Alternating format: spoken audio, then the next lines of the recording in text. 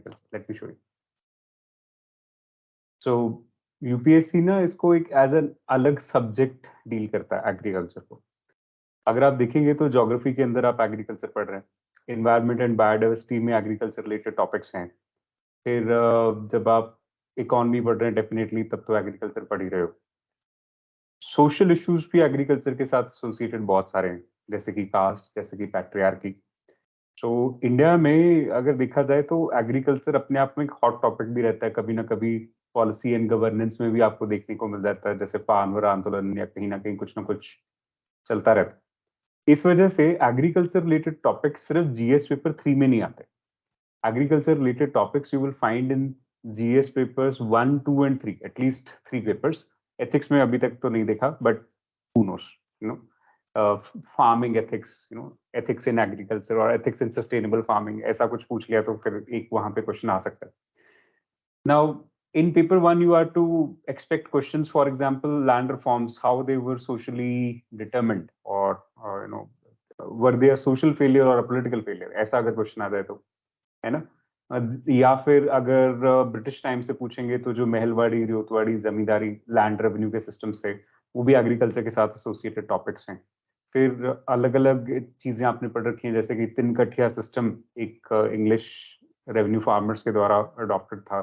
फिर ऐसे ही absent landlordism, you know, that used to be there, absentee landlordism. तो इंटरमीडिएशन, ये सारी चीजें जो आज जिसको हम एग्रीकल्चर में मुसीबतें या इश्यूज मानते हैं, ये ब्रिटिश टाइम से चलती आ रही है इंडिया में. Post independence we tried to deal with them a little bit. Now we have a lot of policies that went into creation of the agricultural landscape that you look at today. But my feeling is that this is something that should always be, you know, very concerning topic for you, क्योंकि questions अगर आप जब भी दिखेंगे agriculture के ऊपर आपको बढ़ चढ़ के ही आएंगे, कम नहीं आते कभी भी. So let's see. मेंस के लिए तो एक डिटरमाइनिंग टॉपिक है. Here we are. If you look at the syllabus, major portion of syllabus is also dedicated to agriculture. See, major crops and cropping patterns in various parts of the country, different types of irrigation and irrigation system storage, transport, marketing of agricultural produce, then issues related to irrigation, then e-technology in the aid of farmers, whatever are the related constraints, then issues related to direct and indirect farm subsidies, minimum support system, public distribution system, then issues of buffer stocks, food security, technology missions, economics of animal rearing, food processing and related industries in India, scope, significance, location, upstream, downstream requirements, supply chain management, then land reforms in India. So if you look at it, 1, 2, 3, 4, this much. If I look at the rest of the syllabus of economy, it looks dwarf in front of just one topic, that is agriculture. Okay. Now, जो तो मैंने budget के अंदर highlights आपके साथ share किए थे, एक तो वो एग्रीकल्चर के लिए डेफिनेटली यूज होने ही होने. Okay. तो आई होप कि आपने उसके ऊपर क्वेश्चन आंसर्स लिखने शुरू कर दिए होंगे जो मैंने आपको सबमिट किए थे. Last time we created some questions out of it. And as far as PYQs are considered, let's look at some of the agriculture related questions that we have seen so far. So last year, 2022, they asked, what are the major challenges of the public distribution system in India? How can it be made effective and transparent? This is one. Second, elaborate the scope and significance of the food processing industry in India. So 20 number का हो गया. फिर आगे देखिए. Even ये जो labour productivity के ऊपर क्वेश्चन है, तो सबसे ज्यादा हमारी लेबर कहाँ एंगेज्ड है? एग्रीकल्चर में. और वहां पे भी डिसगाइज्ड अनएम्प्लॉयमेंट एक मेजर इशू है. सो उस एंगल से देखा जाए तो ये भी एग्रीकल्चर से कनेक्ट करके क्वेश्चन लिख सकते हो आप, थोड़ा बहुत, ज्यादा नहीं. फिर what are the main bottlenecks in the upstream and downstream processes in of marketing of agriculture products in India. So 15 number का क्वेश्चन है. What is integrated farming system? How is it helpful for small and marginal farmers in India? Again 15 number का question है. तो आप देखिए 50 number के question direct हैं total question paper में से. टोटल जो इकोनॉमी के क्वेश्चंस आ रहे हैं पिछले साल, देखिए 10, 20, 30, 40, 50 और 80, 95 टू एन एक्सटेंट, है ना. तो 95 में से 50 मार्क्स इज एग्रीकल्चर. कई बार this goes to 60 also, you'll see. अब देखिए, how did land reforms in some part of country help to improve socio economic conditions of the marginal and small farmers. तो 10 नंबर का question था. Distinguish, ये छोड़ दीजिए, आगे. Do you agree that Indian economy has a V shaped recovery, rapid inclusive growth. तो last year एक कम क्वेश्चन है, एक एक्सेप्शन रखी जा रही है. आगे देखो. Yeah. So what are the main constraints in transport and marketing of the agricultural produce in India? What are the challenges and opportunities in the food processing sector? ये तो इनका favorite question हो गया, हर 2 साल बाद 1 साल बाद आता ही आता. ठीक है. How can income of farmers be substantially increased by encouraging food processing? What are the major factors responsible for making rice wheat system a success in India? मैंने आपके साथ एक एग्रीकल्चर रिलेटेड पूरा एक चैप्टर शेयर किया था. अगर वो पढ़ोगे तो अपने आप में पता चल जाएगा. एक सबसे बड़ा फैक्टर है एमएसपी. ठीक है. In spite of success, how has this system become a bane in India? Suggest measures to improve water storage and irrigation systems. तो 4 क्वेश्चन 8 में से एग्रीकल्चर के हैं. फिर 2019 देखिए. How has integrated farming system helpful in agriculture production? Integrated farming system पे 2022 में भी क्वेश्चन है, रिपीटेड टॉपिक है, देखो as it is, और इधर भी क्वेश्चन आ रहा है. आपने कुल मिला के ना ये वाले स्टैंडर्ड क्वेश्चन तैयार करने. यही क्वेश्चन घुमा फिरा के बार बार पूछे जा रहे हैं. ठीक है. Elaborate the impact of national watershed project in increasing agriculture production from water stressed areas. What are the contributions of Dr. M. S. Swaminathan and M. Visvesvaraya in the fields of water engineering and agricultural sciences? Then, what are the reformative steps to be taken by the government of India to make food grain distribution system more effective? Elaborate the policy taken by government of India to meet the challenges of food processing sector. Again, देखो food processing कितना favorite question है. How can biotechnology improve the living standards of the farmer? तो 10 question अगर economy के आए हैं तो उसमें आप देखिए 1 2 3 4 5 6 क्वेश्चन सिर्फ और सिर्फ एग्रीकल्चर के हैं. This was one of the years जब 70-75 नंबर का भी एग्रीकल्चर आया. देन 2018, अब मैं थोड़ा सा एग्जांपल देता हूं कि जीएस पेपर 1-2 में भी कैसे आ जाते हैं इकोनॉमी क्वेश्चन. तो ये न्यू स्टेट इकोनॉमी को कैसे इफेक्ट करता है, WTO, move on, then here it is. What do you mean by minimum support price? How will MSP rescue the farmers from low income trap? Examine the role of supply chain management of fruits, vegetables, food items. How do they eliminate the number of intermediaries? Disintermediation एक major concern है agriculture में. ठीक है. Then move forward. Sikkim is the first organic state of India. What are the ecological and economical benefits of organic state? Assess the role of National Horticulture Mission in boosting production, productivity, and income of horticulture farms. How far has it succeeded in increasing the income of the farmers? How has the emphasis on certain crops brought about change in cropping pattern in the recent past? Elaborate the emphasis on millet production and consumption. So, going through all these questions, you can see the questions right up to 2014, we have them. One thing should be very clear. The areas of emphasis within UPSC for the section on agriculture. So let's first just earmark the areas and then start working on those areas one by one. Okay. Give me just one moment. Let me open a whiteboard for you and you should be ready with your pen and paper.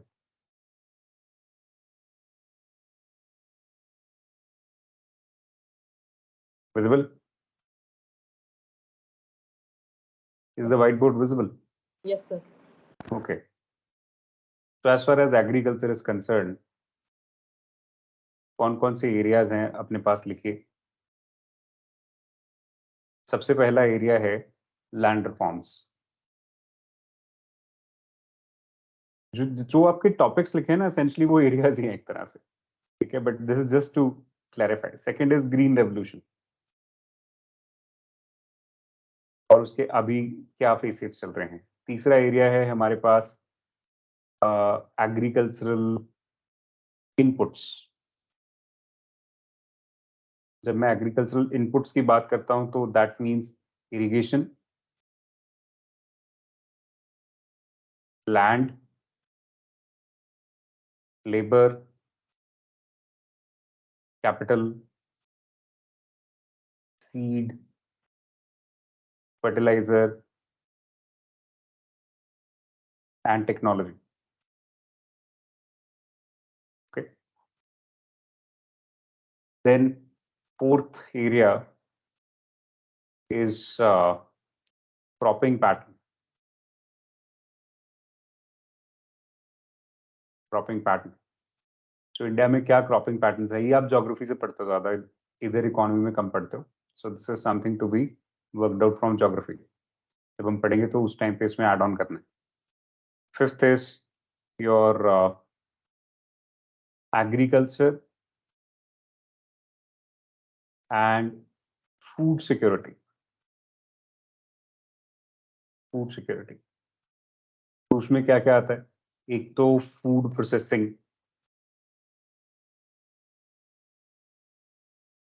फिर आता है supply chain management. Supply chain management फिर आता है public distribution system और national food security act. ये सारे topics इसके साथ लाइन होते हैं. ठीक है. Then sixth area of our work is agricultural extension. Agricultural extension, so that is the area of trying to make farmers more aware, educating farmers.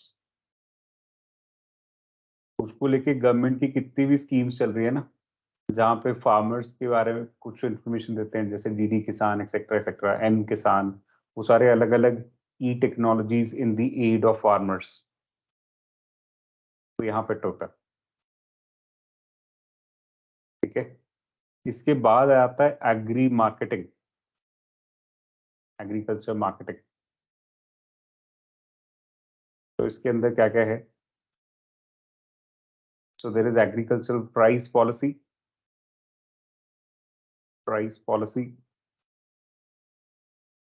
then APMC Act and models,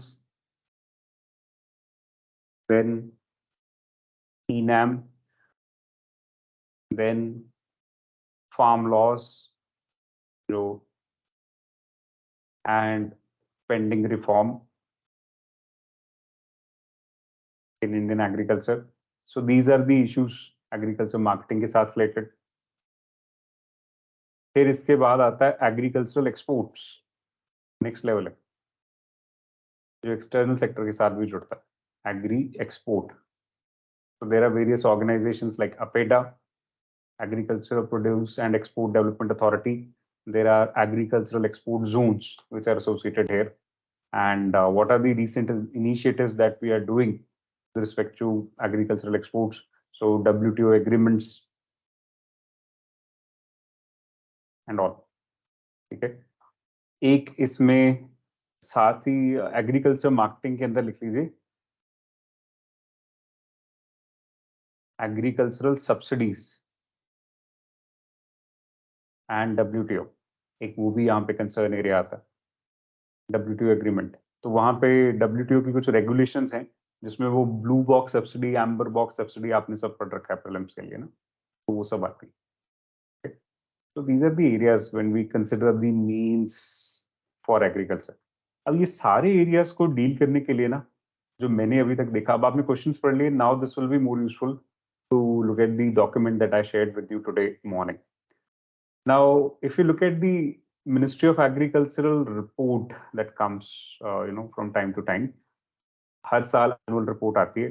वो एक annual report हमें इतनी information देती है कि ये जो सारे क्वेश्चंस है ना, इनके लिए डेटा और एनालिसिस हमें वही मिल जाता है.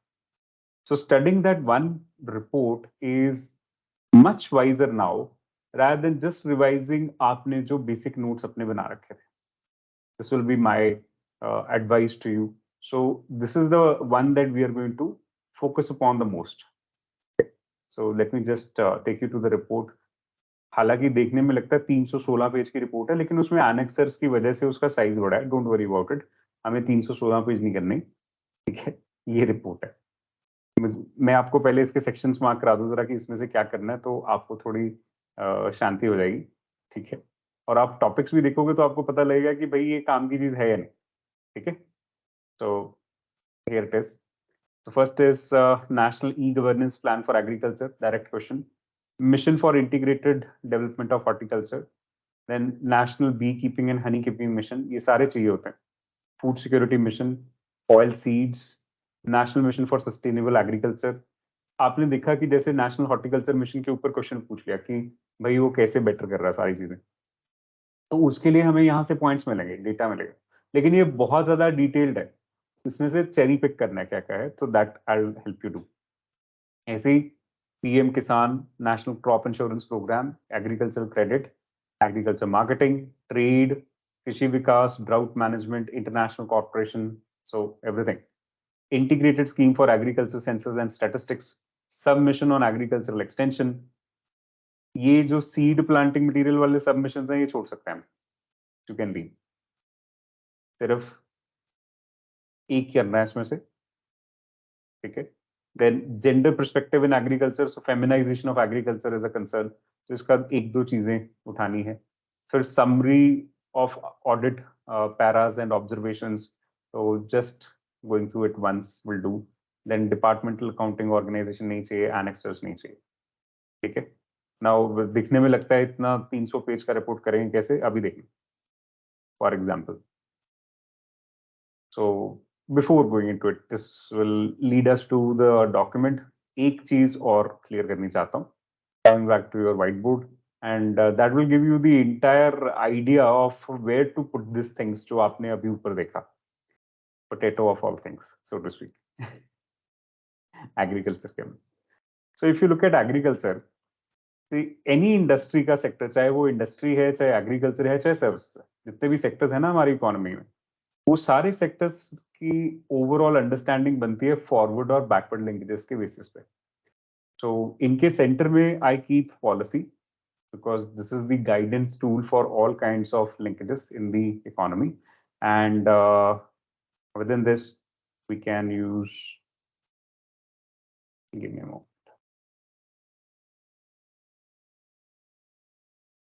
तो इस तरह से ड्रॉ कर दीजिए।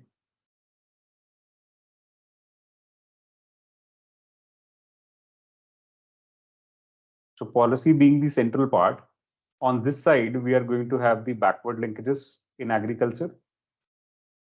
Backward linkages means जो फसल है उसको पकाने तक, तैयार करने तक जो जो चीजें चाहिए उनको बोलते हैं बैकवर्ड लिंकेजेस। फिर है तैयार होने के बाद, once the crop is ready, what all is to be done, that is the forward linkages. So starting with the very basic, agriculture के लिए क्या चाहिए इनपुट के लेवल पे, so these are agricultural inputs. Inputs की पूरी एक list मैंने ऊपर दिया आपको, ठीक है। सो लैंड, दोबारा से लिख रहा हूं, लेबर, कैपिटल, सीड, फर्टिलाइजर, इन सब के ऊपर एक एक पॉइंट हमने तैयार कर लेना है। अभी जब ये रिपोर्ट आप पढ़ोगे, this is somewhere you need to put the points from the agricultural annual report, ठीक है। फर्टिलाइजर, देन टेक्नोलॉजी, आमतौर पे seed is the harbinger of technology, but today we are using also e technology, so in the inputs only this will go, laser, etc., whatever we are using, water labeling techniques, for example. So all this goes here. Then after these inputs, the second thing that comes is your बताइए backward linkage में और क्या आता है, techniques of farming, cropping pattern, so that is also determined right here. Then once it is ready, all this, then there are cropping patterns and techniques of farming, वो इधर ही लिख देते हैं हम, techniques of farming.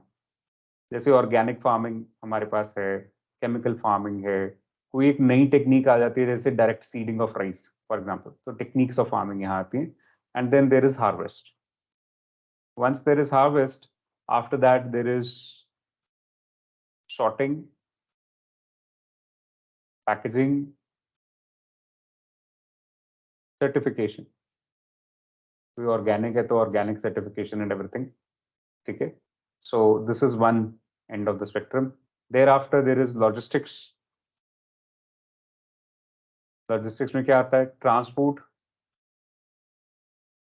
And storage, दो चीजें. ठीक है. तो आपको मालूम है एफसीआई के गोदाम वगैरह हैं. फिर इसके बाद आती है एग्रीकल्चरल मार्केट्स. फिर इसके बाद आता है either PDS, public distribution system, और ओपन मार्केट सेल, ओएमएस, और इन्फ्लेशन मैनेजमेंट, जो दूसरा हमारा तरीका है. और तीसरा है रिटेल. अब रिटेल के साथ साथ एक और चीज जुड़ जाती है, export, agricultural export. So all these topics are lined up like this in the forward and backward linkages. Forward linkages are essentially trying to, make the things reach the end consumer, while the backward linkages are just the production part. अब ये हर एक चीज के ऊपर UPSC ने आपके topics की distribution दी है. जैसे लैंड है तो लैंड रिफॉर्म्स की बात हम करते हैं, तो उसमें हमें मालूम है कि फेज 1 ऑफ लैंड रिफॉर्म ज्यादा सक्सेसफुल नहीं था इंडिया में, लेकिन फेज 2 ऑफ लैंड रिफॉर्म्स में काफी काम चल रहा है. आया ना? Do you remember? Hello.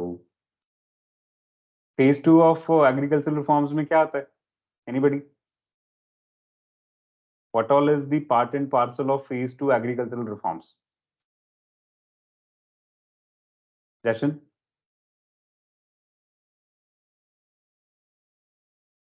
कौन बताएगा?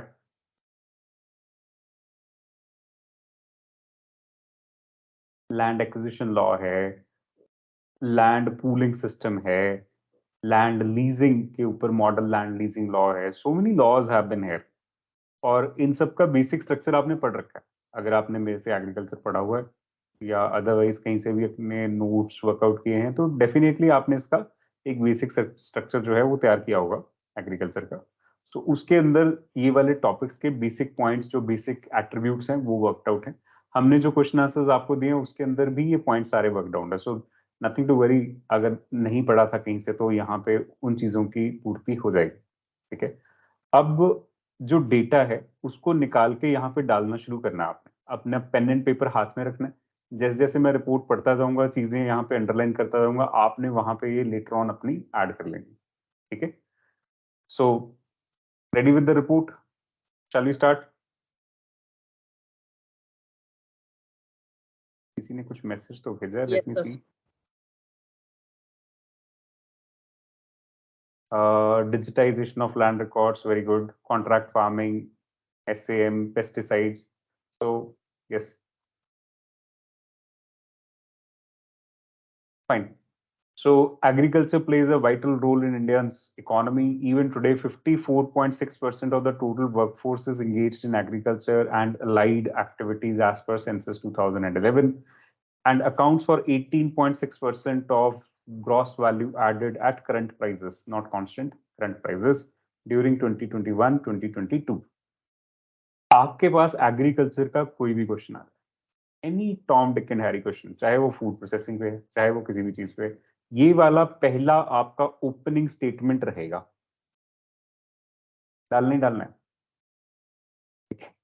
अच्छा, अब आ जाइए लैंड यूज स्टैटिस्टिक्स पे.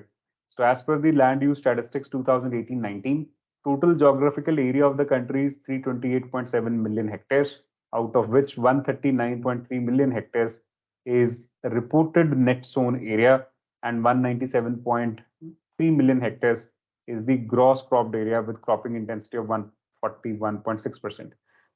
ग्रॉस क्रॉप्ड और नेट सोन में क्या फर्क होता है कि एक ही जमीन पे अगर दो बार फसल लेंगे तो 200% क्रॉपिंग इंटेंसिटी हो जाएगी और ग्रॉस क्रॉप्ड एरिया डबल हो जाएगा. अभी क्योंकि एक तरह से 1.4 टाइम्स हम फसल ले रहे हैं एक जमीन से, तो इस वजह से 141% के आसपास हमारा क्रॉपिंग इंटेंसिटी है, और ग्रॉस क्रॉप्ड एरिया भी जो है वो 139 से अगर आप देखें तो 40% उतना का ज्यादा है। ठीक है, so net sown area works out to be 42.4% of the total geographic area. So this is the situation right now. And the net irrigated area is 71.6 million hectares only. If you now look at it, 71 is how much percentage of 139? Almost half. Yeah, so almost 50% of India is irrigated. Rest of the land is not. Okay. तो ये आपके पास irrigation के statistics आ गए। जहां पे मैंने irrigation लिखा हुआ है अभी चार्ट के अंदर, उसके सामने ही लिख दो 50%, बस इतनी बात है।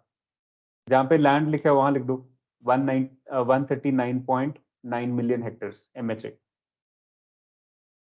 ठीक है, लैंड यूज स्टैटिस्टिक्स 2018-19। ये वाली फिगर ज्यादा इंपॉर्टेंट है, ये नहीं।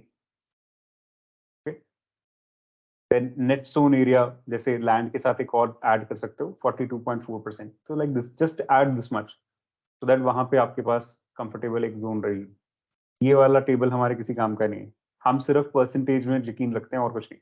ठीक है, तो यहाँ आ जाओ सीधा। So percentage of gross irrigated area over gross cropped area is 52.03%. So it's okay ना, 50% के आसपास हमारा जो एरिया है वो इरिगेटेड।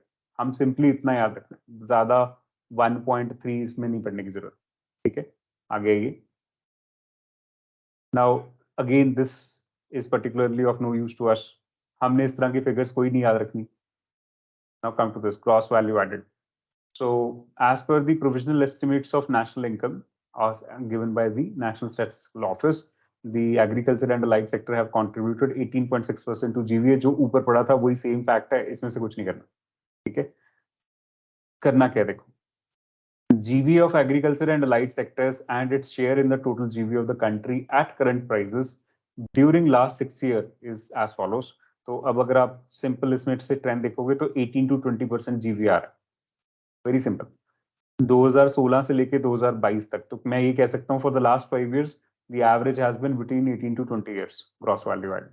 okay, that's it, बस इतना इसमें से पकड़ना, 18 to 20% gross value added over the last 5 years। तो एग्रीकल्चरल जीडीपी यहां से आ जाती है हमारे पास।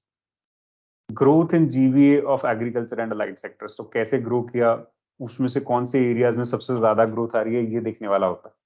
तो अभी जैसे इस टाइम का सिचुएशन देखोगे 2016-17 it was agriculture and allied in general 6.8, very good growth। okay, अगर इसमें से सबसे ज्यादा ग्रोथ एरियाज देखोगे तो that is live stock and fishing, these two। now if you look at it, तो अभी इसका समरी नहीं आया है, पिछले साल नेगेटिव ग्रोथ रहा, but now also live stock and fishing will give you the highest growth. Rainfall tension नहीं लेना, we don't need rainfall statistics for agriculture, we don't need them for geography। ये जो न्यूज आइटम में अभी चल रहा होगा ना प्रेजेंट मॉनसून ट्रेंड्स को लेके, वो ज्योग्राफी में कवर करेंगे, यहाँ पे नहीं चाहिए। Now fourth advance estimate of food grain नहीं चाहिए। Come forward, come to this.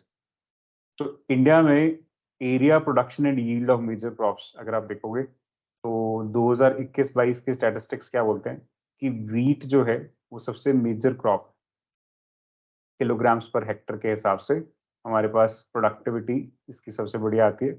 फिर शुगर केन एक मेजर क्रॉप है और राइस एक शुगर क्रॉप मेजर क्रॉप है, बस that's all. Moving forward, no need for all these tables. अभी देखो कितने पेजेस हैं, इसमें से 11 पेज हो भी गए, 10 मिनट नहीं हुए इसको शुरू करते हुए। ठीक है, come to this, the total food grain production in the country as per 2022-23 kharif is 149.92 million tons, which is higher by 6.8 million tons, so that is not required। हमारा लास्ट ईयर तो हमेशा ही थोड़ा बहुत ऊपर नीचे चलता है, बट बहुत ज्यादा फर्क नहीं पड़ता। सो दिस इज इट, एक जनरल फिगर हमारे पास फूड ग्रेन प्रोडक्शन हार्वेस्ट के नीचे आपने ये लिख लेना है, खारिफ 149 या 150 million tonne, just remember that much. ठीक है, देन मिलेट्स के ऊपर जैसे हमारे पास ज्यादा इंपॉर्टेंट है इस बार, तो थोड़ा सा वो ध्यान में रखना है क्योंकि इंटरनेशनल ईयर ऑफ मिलेट्स में इंडिया एक मेजर कंसर्न है. Then MSP.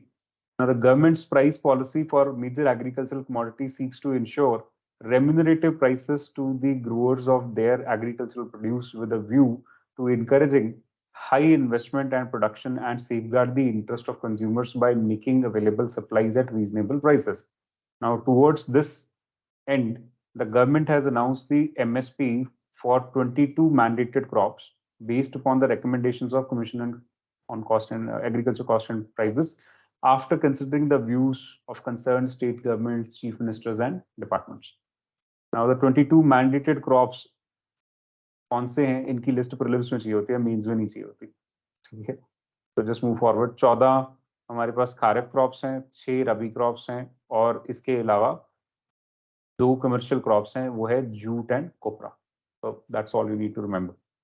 Then, in addition, the MSP for Toria and dehusked coconut are also fixed on the basis of MSP of rapeseed and mustard and copra, respectively. This is again more prelim specific, not mean specific. तो prelims में तो जो ऊपर का intent of MSP है ना, वो पूछते हैं. जैसे अभी आपने क्वेश्चन पूछा व्हाई एमएसपी, अभी भी पूछ सकते हैं because MSP was a major demand of farmers during the struggle agitation.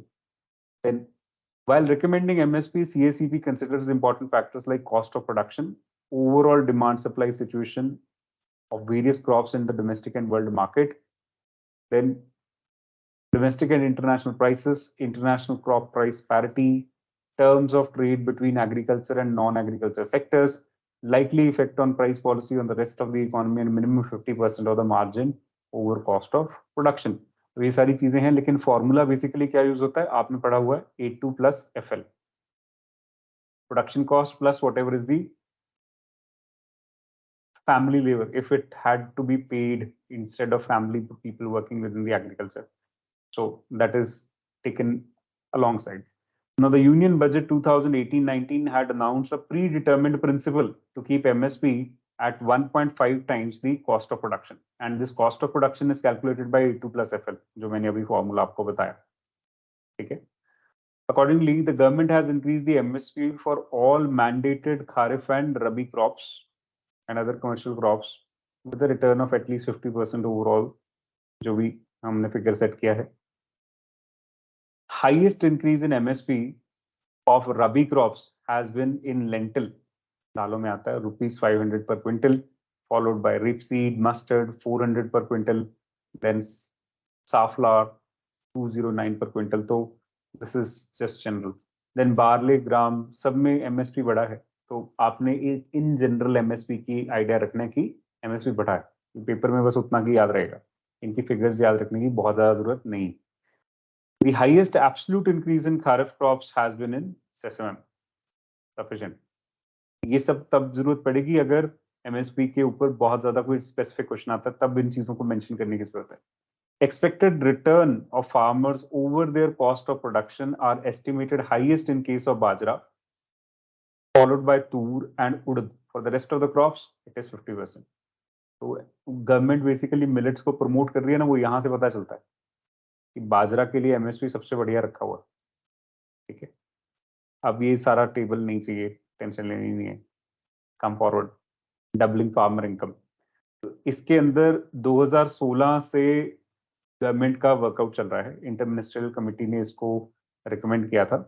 Then the committee submitted its report on doubling farmer income in September 2018. What was the name of this committee on doubling farmer income? Anybody? Which committee was responsible for doubling farmer income? Jashan? Annie?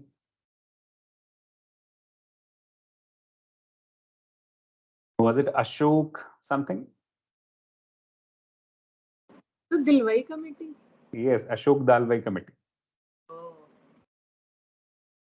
Ashok Dalwai committee. Okay. अब इन्होंने क्या basic workout किया? To achieve the objective the committee identified 7 sources of income growth for farmer. अब ये याद रखना है, agriculture पे कोई भी क्वेश्चन आएगा ना, तो ये हमारे वर्कआउट एरियाज भी हैं आज के डेट में. So increase in productivity, increase in livestock crop के बाद livestock productivity, resource use efficiency, so reduction in cost of production, increasing cropping intensity, diversification of high value agriculture, remunerative prices for farmers produce, shift of surplus manpower from farm to non-farm occupation. तो ये 7 basic तरीके बताए गए थे. Now, in line with this strategy, as suggested by the DFI committee, government has adopted various reforms. So what reforms are they? And policies that focus on higher income for farmers and implemented various developmental schemes, programs, and so on. क्या क्या किया गया? The schemes, programs, and initiatives include, सीधा यहाँ पे ये, increased MSP 50% जो budget से बढ़ा दिया गया 2018-19 से, A2+FL फॉर्मूला कॉस्ट कैलकुलेट करके. Supplementary income transfer under PM Kisan 6,000 rupees per year per farmer without looking into कि farmer छोटा है बड़ा है जो भी है, in 3 installments. ठीक है, so that is there happening every year now. Crop insurance under प्रधानमंत्री फसल बीमा योजना. तो ऑल्दो इसको बहुत ऑल्टर कर दिया अभी स्टेट्स के लिए, इसकी कंट्रीब्यूशन बढ़ा दी गई है. सेंटर की कंट्रीब्यूशन 20-25% ही रह गई है. जो PMFBY 2.0 है उसके अंदर centre state contribution has changed a lot. Now it is 75-25. बहुत सारे स्टेट में तो it is 80-20. 25 is with conditions, certain kind of agricultural reforms and all kind of conditions, but this is the kind of situation that they are to be working upon now. और इस वजह से प्रधानमंत्री फसल बीमा योजना स्टेट्स को implement करनी भी मुश्किल होगी. फॉर एग्जांपल पंजाब तो कर भी नहीं रहा. ठीक है, and given the present monsoon situation अभी पंजाब गवर्नमेंट के ऊपर इसका ज्यादा बोझ आएगा. Better access to irrigation under the Pradhan Mantri Krishi Sinchai Yojana. So now there is water use efficiency that is being talked about in almost every other news column. तो ये उसी के साथ डील करता है. More crop per drop. Special attention for the creation of infrastructure through agricultural infrastructure fund worth 100,000 crore rupees or 1 lakh crore rupees. Then new procurement policy under PM Asha in addition to the Food Corporation of India operations. Kisan credit card offering production loan to even dairy and fishery farmers besides agricultural crops. ये 2019 के budget के अंदर शुरू हुआ था, 19-20 में. Formation and promotion of 10,000 farmer producer organisations, ये हमारा 2021-22 वाले जो बजट है उसके अंदर, नो सॉरी 22-23 के बजट में अनाउंस किया था. National mission on sustainable agriculture, so aims to involve and implement strategies to make Indian agriculture more resilient. अब ये सारे आपके ना बेसिकली गवर्नमेंट के इनिशिएटिव्स क्या चल रहे हैं एग्रीकल्चर में, गिवन एट वन प्लेस है. Adoption of drone technologies in agriculture इस साल के बजट में अनाउंस हुआ. बेनिफिट्स accruing from beekeeping, राष्ट्रीय Gokul mission, blue revolution, interest subvention, agroforestry, restructured bamboo mission and implementation of new generation watershed guidelines. Focus on application of digital technology all stages of agricultural value chain, सिर्फ marketing नहीं, production में. Supply of fertilizers to farmers at a subsidized price, national fertilizer policy, so as to reduce the input cost. तो ये सारी चीजें जो हैं आपके गवर्नमेंट इनिशिएटिव्स बड़े सीधे तौर पे यहाँ पे लिखे हुए हैं. इनको प्लीज याद रखना है मीन्स के लिए, क्योंकि लिखने ही पड़ते हैं.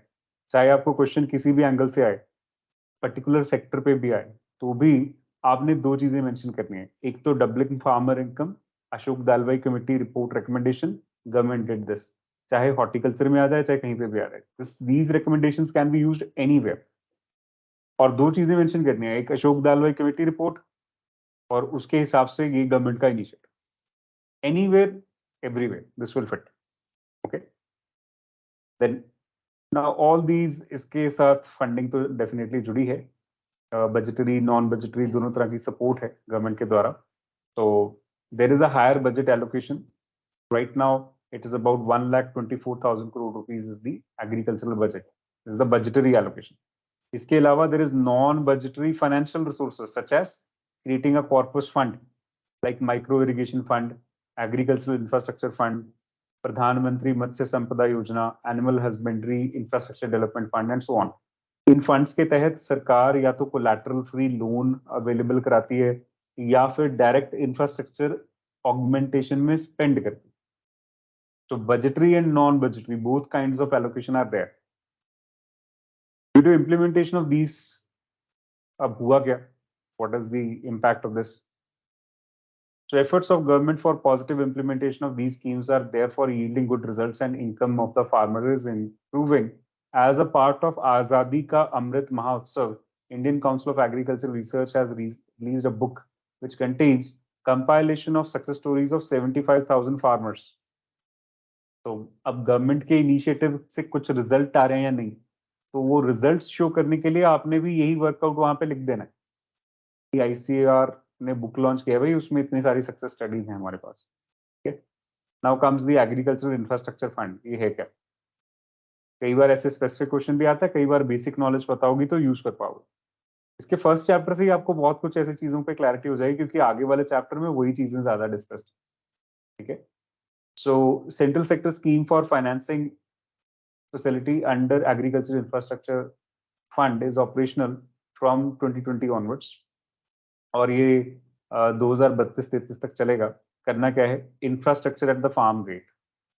बेसिकली जो प्राइमरी लेवल पे प्रोसेसिंग होती है ना फार्म के अंदर, उसको बढ़ाने के लिए है ये। जैसे वॉशिंग है, चिलिंग है, तो या बेसिक पैकेजिंग है, वो चीजें हम फार्म लेवल पे कर पाए। The scheme shall provide a medium to long-term debt financing facility for investment in viable projects for post-harvest management infrastructure and community farming assets through the interest subvention and financial support credit guarantee. So, agricultural infrastructure fund के अंदर ये कर रहे हैं।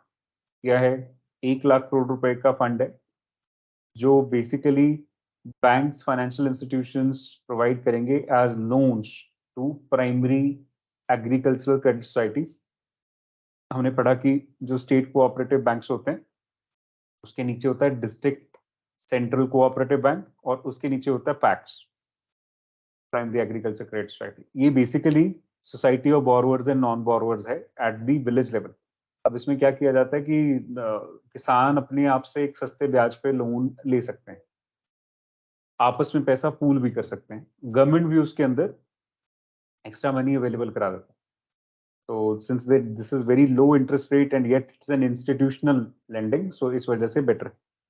इसके बाद marketing cooperative societies, farmer producer organisations, self help groups, joint liability groups, multipurpose cooperative societies, agri entrepreneurs, startups, and central agencies and local bodies, sponsored public-private partnership projects, APMCs, state agencies, इन सबको funds दिए जाएंगे 1 लाख करोड़ रुपए में। ठीक है, federation of FPO, federation of एसएचजीज, the fund of rupees 1 lakh crore under the scheme will be disbursed from 2022 to 2025. Support under the scheme will be provided during the duration up to 32-33. Now, essentially, ये सब लोग अपनी project report लेके आएंगे और उसके basis पे इनको फंडिंग मिलेगी। That's how it goes. अब इससे फायदा क्या होगा? डेवलप क्या करेंगे ग्राउंड लेवल पे? So financing facilities shall be provided to create modernized post-harvest management infrastructure. वैसे तो आप इतना ही याद रखो, लेकिन इसकी एग्जांपल्स पढ़नी है तो एक दो याद होनी चाहिए, जैसे कि cold storage, dry storage, ripening chambers, pack houses, primary processing center, assaying unit, cold chain, supply chain infrastructure, e-marketing, logistics, सारी चीजें आ जाएंगी इसमें। तो हार्वेस्ट मैनेजमेंट के लिए चाहे कुछ भी हो, इवन देखो remote sensing and IoT based farming infrastructure, everything is there. Now all loan facility will avail an interest subvention of 3% per annum up to a limit of rupees 2 crore. 1 lakh crore रुपए का loan है जो overall दिए जाएंगे, उनमें से हर loan का maximum limit क्या सेट किया गया? 2 करोड़। जरूरी नहीं है कि सबको 2 करोड़ चाहिए, कोई 20 लाख 30 लाख वाले भी होंगे बहुत सारे, बट मैक्सिमम लिमिट लाइक एक कंपनी को या एक पार्टी को जो दिया जाएगा दैट इज 2 करोड़। अब उसमें 3%, एग्रीकल्चरल लोन जितना भी होता है ना वो 7% पे होता है, उसमें से 3% माइनस कर दो और तो बचा क्या? 4%। कितने में मिलेगा? This subvention will be available for a maximum period of 7 years. तो अगर आप उससे ज्यादा लंबा लोन लेते हैं तो फिर आपका सबवेंशन खत्म, पूरा रेट लगेगा। Credit guarantee coverage will be made available through Credit Guarantee Fund Trust for Micro and Small Enterprises. ये जो फंड ट्रस्ट है ना, एक तरह से कोलैटरल फ्री लोन देने के लिए, इसमें ये कहते हैं कि MSMEs को लोन दें बैंक्स और गारंटी गवर्नमेंट लेगा through based on this fund. This was established by SIDBI, Small Industries Development Bank of India, back in 1990s. So this is for 2 crore loans. The fee for this coverage will be paid by the government, not by the Aam Kisan or the MSME. एक तरह से agriculture, infrastructure, industry देखा जाए तो AIF तीनों की linkages create कर रहा है. एक बात है. Even finance. So yes, that's the main channel. So agriculture, financial institution, infrastructure, and industry. It's creating a linkage between all these 4, so as to augment the system which is supportive of the post harvest management. Forward linkages के अंदर आपने AIF को डालना है, जहां पे infrastructure, logistics या कहीं पे भी आप डालना चाहते हैं वहां डाल सकते हैं. ठीक है, agricultural infrastructure, one of the forward linkages can be that. अब देखिए, national beekeeping and honey mission. तो वो जो पूरे पूरे चैप्टर्स है ना, बस वो पढ़ने की बजाय यहाँ से कर लेना. फर्स्ट चैप्टर के अंदर ही सारा कुछ आ जाता है. अब जो ऊपर AIF की बात की गई है, कई बार पूछ लें व्हाट इज द प्रोग्रेस, भाई उसको लेके हुआ क्या. तो प्रोग्रेस भी इन्होंने अपनी रिपोर्ट के अंदर दिया है, यहाँ से डायरेक्ट डेटा मिल जाएगा आपको, नहीं तो आपको वहां पे जनरलाइज्ड लिखना पड़ेगा. So major project sanctions include warehouses, primary processing units, custom hiring centers, sorting and grading units, cold storage projects, assaying units, and community farming assets. बस इतना याद रखो, नंबर्स याद रखने की जरूरत नहीं. नो नीड टू रिमेंबर 8500 3500 कुछ नहीं चाहिए. ठीक है, सिर्फ क्या किया वो पता होना चाहिए. और मैक्सिमम अगर कुछ याद रख सकते हो तो कितना इन्वेस्टमेंट मोबिलाइज हुआ. So 31,000 crore rupees were almost spent in the last 1 year, last financial year. Last financial year, not in last financial year. Those are bees se leke. Now, National Beekeeping and Honey Mission. So sweet revolution is something that is going on in India right now. And what is in this, you see, with a total budget outlay of 5,000 crore rupees for 3 years. तो ये अभी खत्म हो गया ना, तो इसके ऊपर क्वेश्चन आने का चांस बन जाएगा. So under Atmanirbhar Bharat Abhiyan for overall promotion and development of science and scientific keeping to achieve the goal of sweet revolution in the country by implementing 3 mini missions. करना क्या चाहते हैं mini missions के अंदर? Awareness, capacity building, training, focus on women empowerment through beekeeping, setting up requisite infrastructural facilities, integrated beekeeping development centers, disease diagnostic labs, upgradation of honey testing labs, beekeeping equipment manufacturing units. अच्छा है क्योंकि ये सारे के basis पे जो हनी की पूरी एक इंडस्ट्री है वो डेवलप होगी. सस्ता काम है, आसानी से कर सकते हो, और बेस्ड ऑन क्वालिटी जितना मर्जी चाहो महंगा बेचो. नेक्स्ट, प्रधानमंत्री अन्नदाता आय संरक्षण योजना, आशा, PM Asha. What is this? So investment and price support, ये 2 काम है.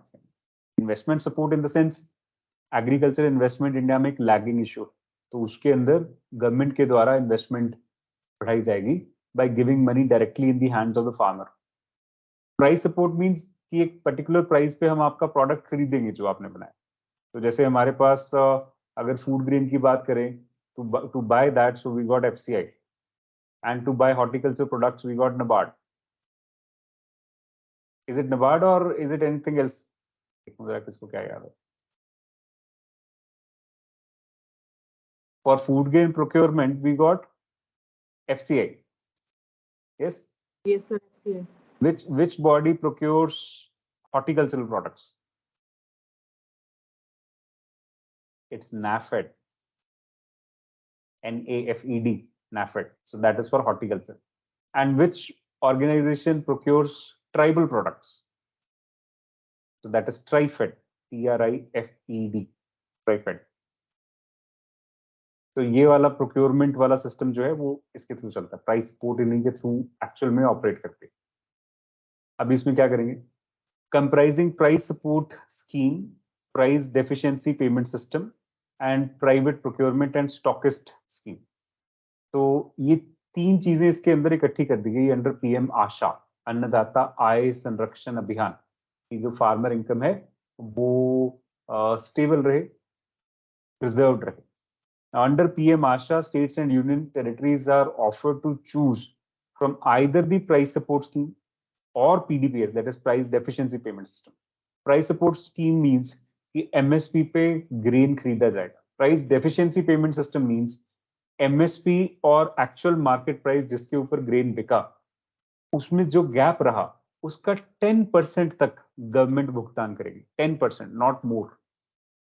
This was suggested by Niti Aayog in 2017. Now it is being implemented. So, in a given procurement season with respect to particular oilseeds crops for the entire states, the pulses and copra are procured under price support scheme. Only one scheme, PSS or PDPS, is made operational in one state with respect to one commodity. तो एक scheme ही चलेगी, चाहे एक commodity के हिसाब से change करें. State have the option to rule out private procurement and stockist scheme. तो प्राइवेट सेक्टर को अगर आप देना चाहते हैं स्पेस खरीदने के लिए, तो हर स्टेट अपने हिसाब से तय कर ले.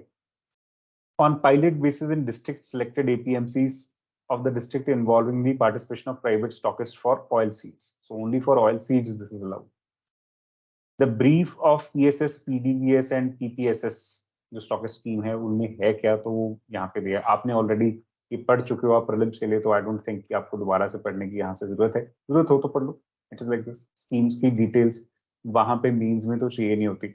मेंस में हमें as it is government scheme पूछने के चांस कम है, उसकी ऑपरेशनैलिटी ज्यादा पता होनी चाहिए. ठीक है. Now this section also implements the market intervention scheme for the procurement of agricultural and horticultural commodities which are perishable in nature and for which MSP is not notified by the central government. So MIS वहां पे काम करता है, जैसे कि NAFED for example. The objective of intervention is to protect the growers of these commodities from making distressed sales. In the event when they have a bumper crop, so this is something called as crisis of surplus in agriculture. तो जब भी agriculture में supply line बढ़ जाती है, तो there is a crisis of surplus, prices fall कर जाते हैं, और उस टाइम पे क्या वो उनको इकोनॉमिक कॉस्ट ऑफ रिकवरी मिलती है. Now condition for implementation of MIS is that there should be either at least 10% increase in production और 10% decrease in ruling market price over the previous normal year. Normal year is for example the base year 2011-12 फिलहाल, या उससे पहले कभी भी जब prices normal रहे, inflation बहुत ज्यादा नहीं थी, डिफ्लेशन बहुत ज्यादा नहीं. The scheme is implemented at the request of the state or UT government, which is ready to bear 50% of the loss. तभी उसमें implement किया जाएगा. 50% सेंटर देगा. सिर्फ नॉर्थ ईस्ट स्टेट के लिए 25% लॉस उनको बेयर करना है, 75% सेंटर देगा. Okay. Now the extent of the total amount of loss incurred for the implementation agency is restricted to 25% of the total procurement value, which includes the cost of commodity procured plus permitted overhead expenses. Implementation agency जैसे मैंने अभी आपको बताया, FCI, NAFED, TRIFED, अगर उनको एक loss bear करना है तो मैक्सिमम 25% का लॉस ही बियर करेंगे. बाकी की जो भरपाई है वो सरकारें करेंगी, चाहे सेंट्रल गवर्नमेंट करे चाहे स्टेट गवर्नमेंट करे. Then comes agricultural credit. Important topic always.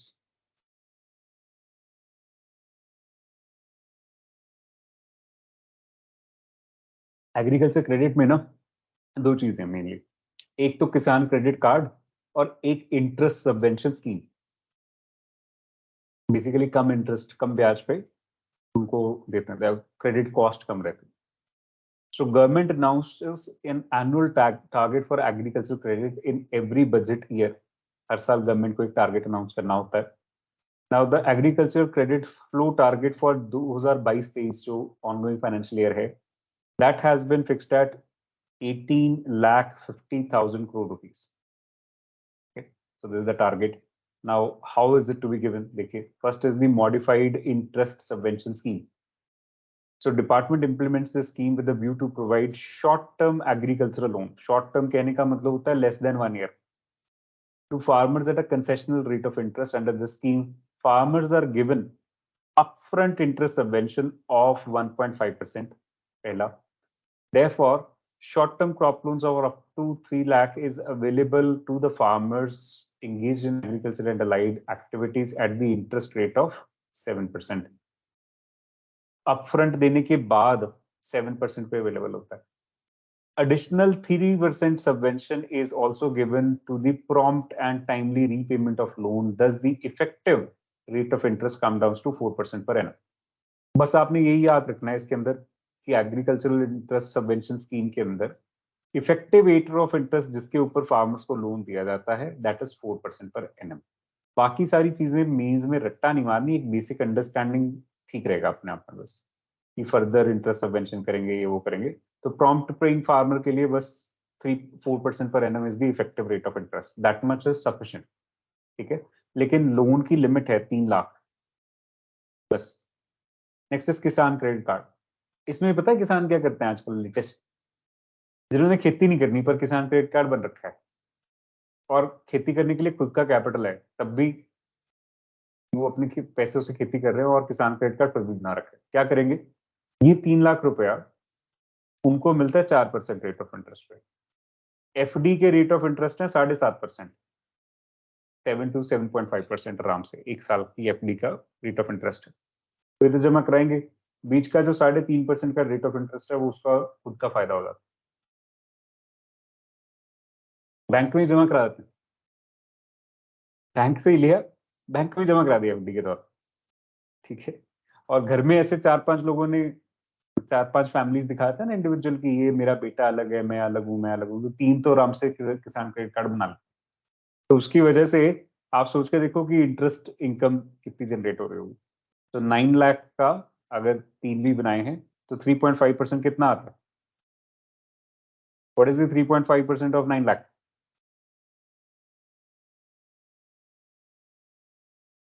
Hello hello, approximately 30,000. ठीक है, ये फ्री के पैसे 6,000 पीएम किसान में मिल जाते हैं. Then commission for agricultural cost and prices. अब इसका क्या काम है कि as per the agriculture pricing policy 23 crops के ऊपर इन्होंने एमएसपी देना होता है. तो इसमें 22 क्रॉप्स तो हमारे पास खारिफ रबी वाले आ जाएंगे. इसके अलावा there is fair and remunerative price for sugar cane. ठीक है, so 7 cereal crops, 5 pulses, 7 oil seeds, copra, cotton, raw jute etcetera. So 23 crop ऐसे बनते हैं, 22 plus sugar cane. Now, CP जो है, it submits its report to government in the form of price policy reports every year separately for 5 groups of commodities. So you don't need to remember their names: Kharif, Rabi, sugarcane, raw jute, and copra. Before preparing these 5, तो सबके जो views हैं वो लेता है. खैर, अभी इसके ऊपर फाइनल डिसीजन कौन लेता है? Who takes the final decision? Because this is just a recommendation. So Cabinet Committee on Economic Affairs, है ना? Even UPSC में क्वेश्चन भी था फ्री में. Now determinants of MSP, what leads to the calculation is जो आपने पहले पढ़ा, E2 plus FL into 1.5. This is the formula, standardized. 2018 से हम इस पे यूज कर रहे हैं. This finishes your first chapter. बहुत सारे जो आपके पॉइंट्स हैं वो यहीं से मिल जाएंगे. जितने हमने मार्क किए हैं इसके बेसिस पे आप सफिशिएंट आंसर राइटिंग कर पाएंगे, इधर उधर से चाहे कहीं पे भी आ जाए. ठीक है ना. फंक्शनल एंड ऑर्गेनाइजेशनल स्ट्रक्चर, तो ये हमारी मिनिस्ट्री का है, हमें ये चैप्टर नहीं पढ़ना, आगे बढ़ जाइए, बिल्कुल नहीं चाहिए. Directorate of economics and statistics नहीं चाहिए, आगे बढ़ जाइए, बिल्कुल नहीं चाहिए ये चैप्टर. ठीक है, क्या चल रहा है, डायरेक्टरेट किस तरह से कैलकुलेट करता है उसको, उनकी कौन कौन सी डिविजन हैं, बिल्कुल नहीं चाहिए. Move forward. Don't be attracted by the images also. National e governance plan in agriculture, ये चाहिए. इसके ऊपर स्टैंड अलोन क्वेश्चन आ सकता है इस पर्टिकुलर टॉपिक पे. ठीक है, so what is this, how is it working, how is it helping farmers in inclusive growth, ऐसे क्वेश्चन आएगा. ठीक है, so ministry of agriculture and farmer welfare aims to improve awareness, knowledge and efficiency of farmers. जब हम agricultural extension की बात करते हैं ना कभी भी, या अगर किसानों को जागरूक करने की बात करते हैं, तो उसमें 3 वर्ड लिखने होते हैं: अवेयरनेस, नॉलेज, एफिशिएंसी, ठीक है। तो इसी वजह से सारी आईसीटी और ये सब हम करने की कोशिश करें। Now under this, what is this national e governance plan for agriculture? So aim to achieve rapid development in India through the use of information and communication technology for timely access to agriculture related information for farmers. In agriculture, availability of real-time information at the right time is a continuous challenge. Lack of information at the proper time causes losses to farmers. अब अगर किसानों को ये information दी होती आज से 1 महीना पहले कि भाई ये बारिश बहुत ज्यादा जबरदस्त आने वाली है, आप अगर पैडी कल्टीवेशन पंजाब में कर रहे हो तो थोड़ी सी जल्दी कीजिए, ताकि वो इतना कुछ का साइज हो जाए पैडी का कि वो पूरी सबमर्ज ना हो, खराब ना हो। फ्लड इरिगेशन तो हम करते ही हैं, है ना, बट वो इतना हो ही नहीं पाता है कभी मैनेजमेंट से भी। इस साल भी ऑल्दो अब सारी पैडी की जो प्लांटेशन है, रीप्लांटेशन है, सब कुछ हो चुका है, बट अब इतनी ज्यादा बारिश के बाद वो सारा सबमर्ज भी हो रहा कहीं कहीं। जिन्होंने 15-20 दिन का ही गैप आगे पीछे किया होगा ना, उन्हीं को पता चल रहा होगा। So they are the one who are either most hurt or most profited. जो 15-20 दिन का गैप है वो बहुत मेजर होता है। यस जशन, एम आई राइट और नॉट? कौन से किसान सुखी हैं आज जिन्होंने 15 दिन पहले लगा ली होगी? Hello hello, Jashan is in library so he can not speak much, he can only type. Okay, चलिए आगे बढ़ते हैं।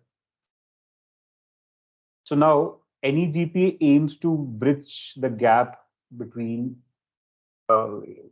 whatever information gap is there, real time information gap, by using technology. So अभी कहाँ पे ये सेटल हुआ है? It is in 7 selected states, namely Assam, Himachal Pradesh, Jharkhand, Karnataka, Kerala, MP and Maharashtra in the last quarter of 2010-11.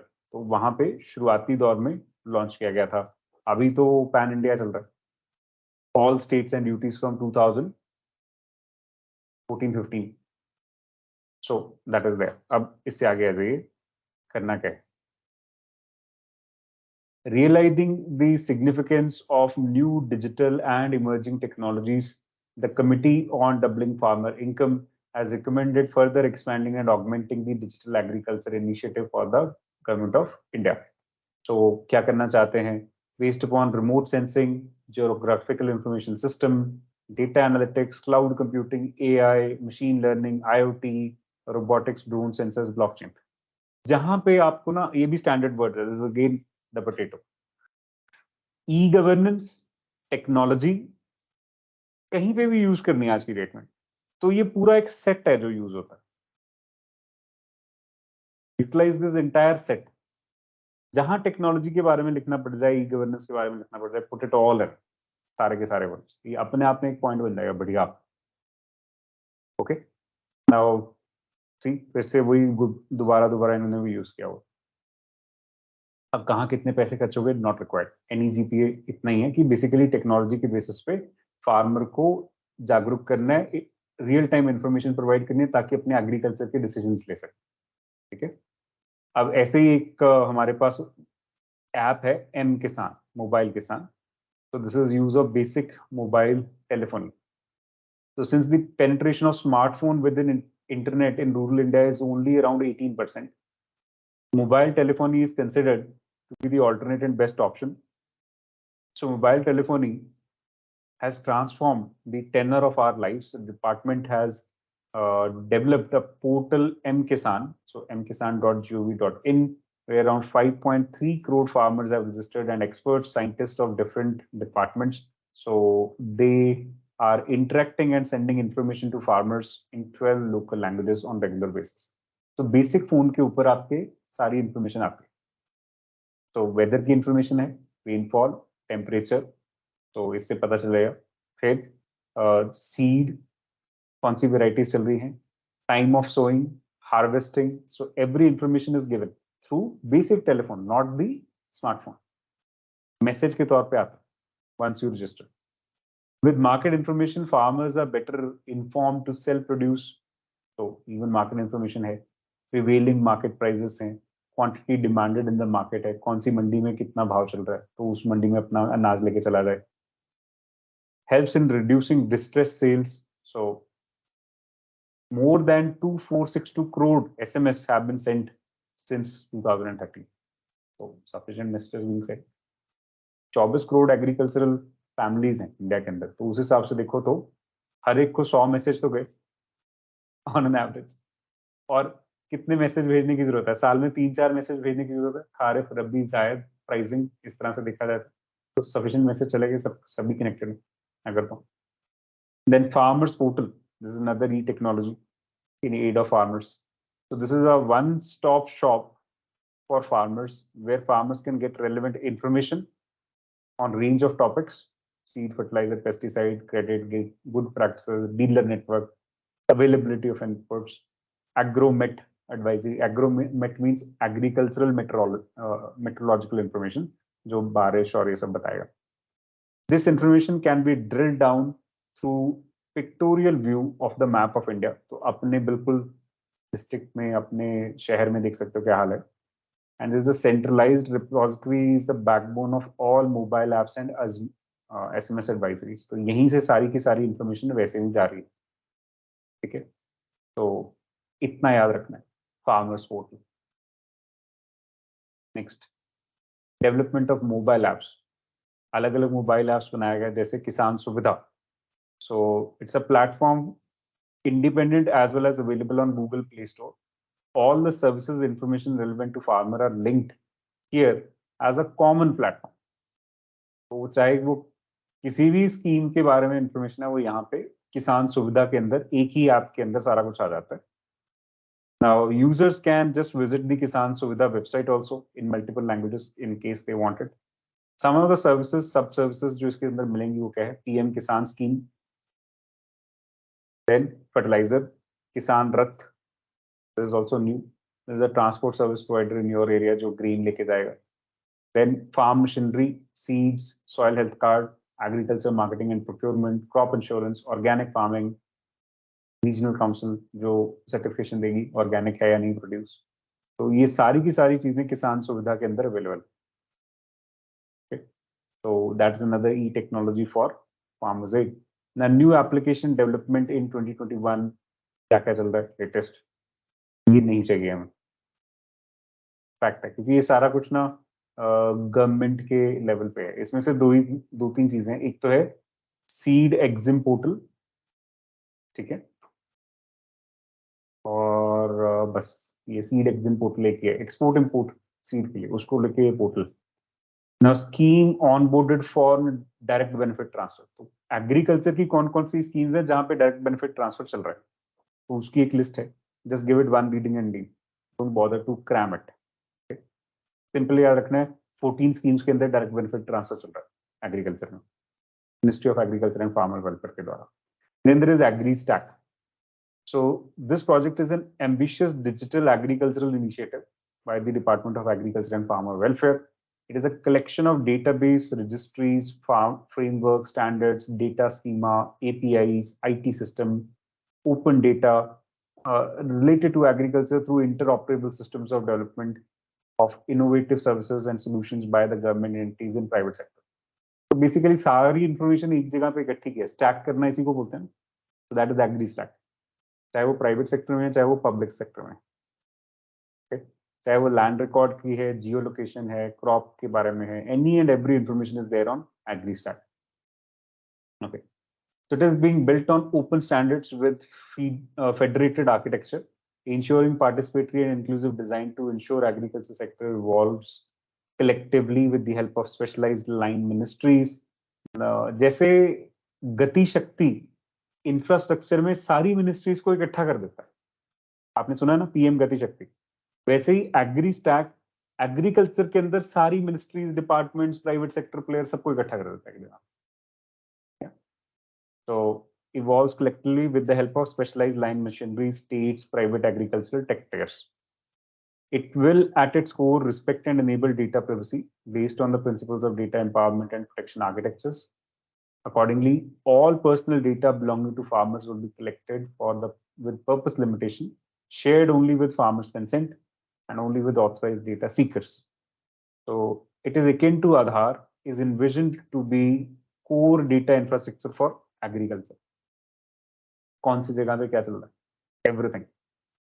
Digitally enable better public and private ecosystems for service delivery across agricultural value chain. आज हमारे पास बहुत सारी value chains के अंदर ना information की या तो लैग की वजह से हम उतना नहीं कर पाते या फिर इंफ्रास्ट्रक्चर की वजह से नहीं कर पाते.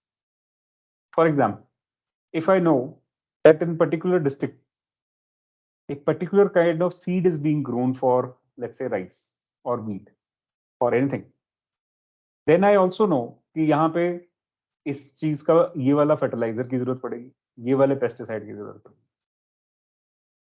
ये वाले साथ में इरिगेशन इक्विपमेंट की जरूरत पड़ेगी, ये वाले क्रेडिट स्कीम्स की जरूरत पड़ेगी. वो सारी मिनिस्ट्रीज जो अलग अलग डिपार्टमेंट्स इन चीजों में काम कर रहे हैं या प्राइवेट प्लेयर्स जो इसमें काम कर रहे हैं, उनके साथ भी ये इन्फॉर्मेशन शेयर होगा. जस्ट दैट कि इस बंदे ने ये वाली फार्मर ने सीड खरीदी है, उसके बेसिस पे सारा इन्फॉर्मेशन शेयर हो जाएगा और उसको उस तरह के प्रोडक्ट्स पिच किए जा सकेंगे कि भाई तुम्हें इन चीजों की जरूरत पड़ेगी, ले लो. जैसे आजकल आप गूगल पे कुछ भी सर्च करते हो, Amazon पे कुछ सर्च करते हो, तो उसके साथ रिलेटेड सारे प्रोडक्ट्स आपको दिखने शुरू हो जाते हैं. वैसे ही वो इंफॉर्मेशन शेयरिंग एग्रीकल्चर में यूज हो सकती है. Okay. As a digital public good, AgriStack will help improve efficiencies and cost for state and central governments, private companies to provide services in agriculture by making high quality, verified, current data available to them. In its initial version, it will comprise of the following core components at the center. क्या क्या होगा? Farmer registry, ministry registry, तो सारे register करेंगे पहले तो. फिर UFSI protocols. So basically, how will you use this information? उसको लेके. Then consent manager and then protocols L1 to next level. फिर sandbox के अंदर basically they do trials. कि कौन सा प्रोडक्ट है, स्टार्टअप्स हैं, वो सैंडबॉक्स के अंदर अपने ट्रायल करेंगे. Then agri data exchange. So अगर किसी को वो डेटा देना है, प्रोवाइड करना है, तो गवर्नमेंट ने इकोसिस्टम बनाया, उसके एग्रीमेंट्स के अकॉर्डिंगली ही होगा. Private sector, international participants, startups, government, सबके पास वो डेटा जाएगा. गवर्नमेंट इकोसिस्टम क्या है कि जितने भी अलग अलग डिपार्टमेंट्स हैं वो उस डेटा को लेके काम कर पाएंगे. सब अभी क्या है ना, मेजर ट्रबल क्या है, फार्मर के लिए ना बहुत ज्यादा plethora of agencies, ministries, departments, पता नहीं क्या क्या बन रहा है, लेकिन कुछ भी इंटीग्रेटेड नहीं था. एग्री स्टैक आने के बाद वो इंटीग्रेटेड हो सकता है. I will give you some examples. Irrigation के लिए स्टेट सब्जेक्ट है, स्टेट के अलग अलग डिपार्टमेंट्स हैं, ठीक है जी. ऐसे ही अगर आप फर्टिलाइजर ले लेंगे तो फर्टिलाइजर में सेंट्रल गवर्नमेंट के अलग अलग डिपार्टमेंट्स इन्वॉल्व हैं, उसकी मैन्युफैक्चरिंग के लिए, उसकी क्वालिटी कंट्रोल के लिए. ऐसे ही सीड ले लेंगे तो नेशनल सीड एक्ट है हमारे पास, उसके अकॉर्डिंगली सारा कुछ होता है, उसमें भी इंस्पेक्शन, ऑडिटिंग, सारे अलग डिपार्टमेंट्स हैं. लैंड ले लोगे तो लैंड का पूरा जो सिस्टम है, land revenue, land records etcetera, वो सारा स्टेट गवर्नमेंट के अंदर आता है, उसके अलग डिपार्टमेंट्स हैं.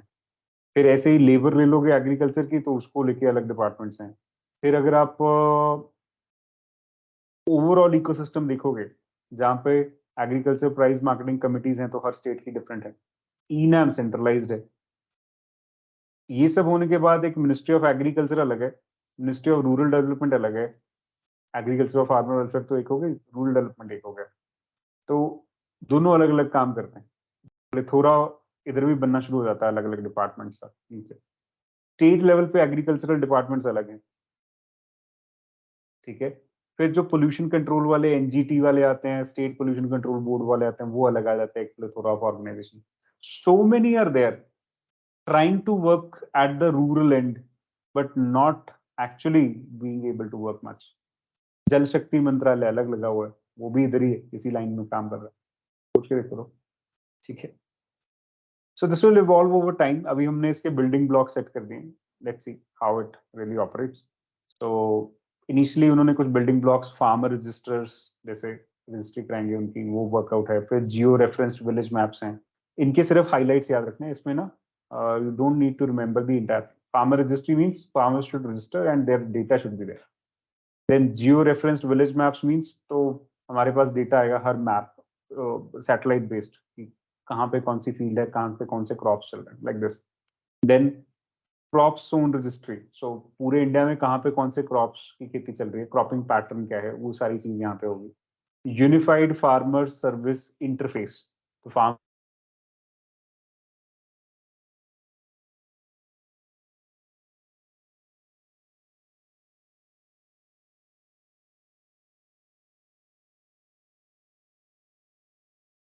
So you are not audible.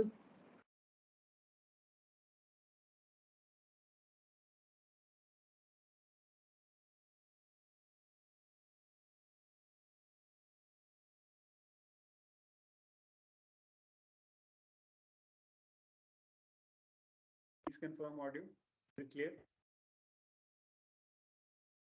Yes, sir. बीच में से कट हुआ था? Yes, sir. अभी ठीक है? Yes, sir. चलो चलिए ठीक है। सो ये वाले ना इनके सिर्फ हेडिंग्स याद रखने हैं कि एग्री स्टैक के अंदर एक्चुअल डिलीवरेबल्स क्या है, जो ऊपर फिगर में बने बेसिकली वही सब है। एग्री स्टैक सैंडबॉक्स है, जहाँ पे सैंडबॉक्स का बेसिक सा कंसर्न क्या होता है, जहाँ पे आपने एक्सपेरिमेंट करना है, नए नए एप्लीकेशंस डेवलप करने हैं, तो उनको लगा के देखते हो चलते कैसे, like this. Okay. Consent manager है कि भाई क्या तुम अपनी इंफॉर्मेशन शेयर करना चाहते हो या नहीं, जैसे हर ऐप में होता है, तो वैसे ही यहाँ पे भी है। एग्रीकल्चरल डेटा एक्सचेंज है with private companies, international companies, government. Then agri stack की एक अलग से वेबसाइट भी, ठीक है। सो बेसिक्स जो इसके हैं वो याद रखना। Building reference application for states, create other support registries in agri stack, ये नेक्स्ट स्टेप्स हैं, अभी इनको लेके कुछ खास नहीं हुआ। Various use cases envisioned to be enabled by AgriStack include किसान क्रेडिट कार्ड्स सैचुरेशन। तो बेसिकली एक तो इसके बारे में पता चलेगा कि इसको केसीसी यूज कैसे हो रहा है। More streamline delivery of various services like central government या उनकी schemes and so on. Enablement and delivery of right advisory at right time, किसान को पता चले क्या करना है भाई, कौन सा क्रॉप कौन से टाइम पे सो करना है, रीप करना है and so on. Improved access for better quality assured inputs, better access for nationwide digital marketplaces for agriculture services, warehousing, quality assaying, logistics, farm mechanization, better access to local and national markets for agricultural produce. तो basically जो information किसान के पास अलग अलग areas में available थी, अब एक जगह मिल जाएगी एग्री स्टैक के अंदर, ठीक है। Next is mission for integrated development of horticulture, very important.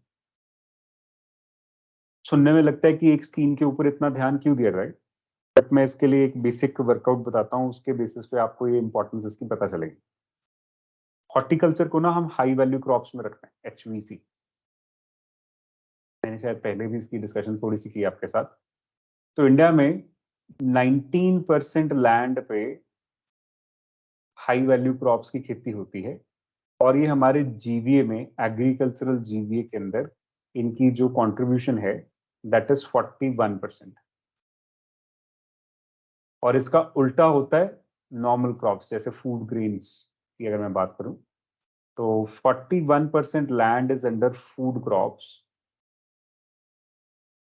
And those food crop GVA जो हमारा है वो है करीब 19%। इस तरह से दो नंबर याद रखने और क्लैरिटी हो जाती है कि क्या करने की जरूरत है इंडिया में। इस चीज को लेके इसकी अंडरस्टैंडिंग बना के डबलिंग फार्मर इनकम को मद्देनजर रखते हुए mission for integrated development of horticulture पे हम वर्कआउट कर रहे हैं। ये नया नहीं है, 2005-6 से चल रहा है, सेंट्रली स्पॉन्सर्ड वर्कआउट, ठीक है। अब उसके अंदर बहुत सारी स्कीम्स भी, 5 schemes are there: National Horticulture Mission, Horticulture Mission for Northeast and Himalayan States, Horticulture Board, Coconut Development Board, and Central Institute for Horticulture, Nagaland. लेकिन इसके कंपोनेंट्स रट्टा मारने की जरूरत नहीं है। Come to this, under MIDH government of India contributes 60%, states contribute the rest 40%। जो north eastern states हैं उनके लिए हमेशा स्पेशल कैटेगरी रखा जाता है। So Himalayan states and north eastern states 90% central government contribute करेगी और बचा हुआ 10% स्टेट गवर्नमेंट। अब ये छोड़ के अब इनके जो सब मिशन हैं, जैसे नेशनल हॉर्टिकल्चर मिशन है या सो ऑन, इनके बारे में टेंशन नहीं लेनी, आगे बढ़ जाओ। कम टू दिस, चल क्या रहा है क्वेश्चन यहाँ आएगा, what is the progress? So at physical level, what is the progress? Area expansion horticulture के अंदर कितना हुआ? As of 31st December 2022, 70417 hectares are under horticulture in India. ठीक है, come to next, financial progress.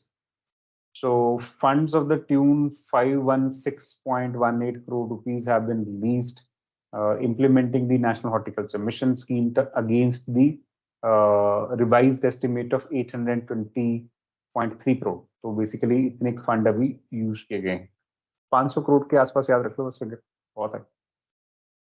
What is the area production productivity? ये question आया था 2018 के मेंस के अंदर under the national horticulture mission. So if you look at the latest figures and you see the area, fruits, vegetables, flowers, aromatic and medicinal crops, production and productivity. Exactly यही question पूछा हूं. क्या करोगे आप? याद तो करना पड़ेगा ना, लेकिन याद इसके टोटल्स करने. Plantation crop, spices, others. तो ये वाली फिगर्स याद रखनी.